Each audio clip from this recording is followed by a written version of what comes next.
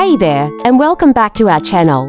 Today, we're diving into a delicious and nutritious recipe that's sure to become a staple in your kitchen: healthy lentil bread.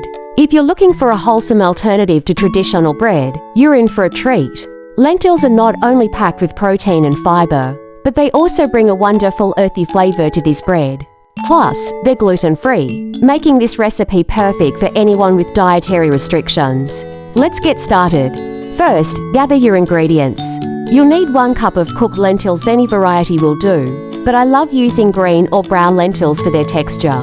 You'll also need 1 cup of oats, a tablespoon of olive oil, a teaspoon of salt, and your favorite herbs and spices for added flavor. Feel free to get creative here.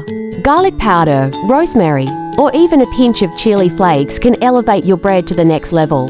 Now, preheat your oven to 350 degrees Fahrenheit, 175 degrees Celsius.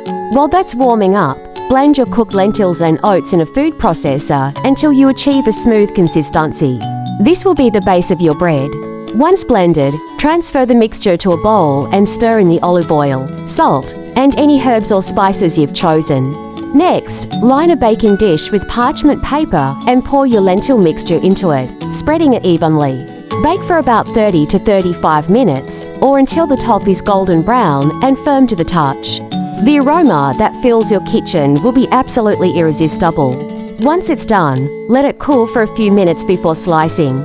This lentil bread is perfect on its own, or you can top it with your favorite spreads. Think avocado, hummus, or even a simple drizzle of olive oil.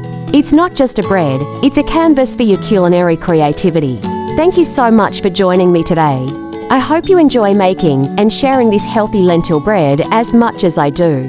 If you found this recipe helpful, don't forget to give us a thumbs up and subscribe for more delicious and nutritious ideas. Happy baking, and see you next time.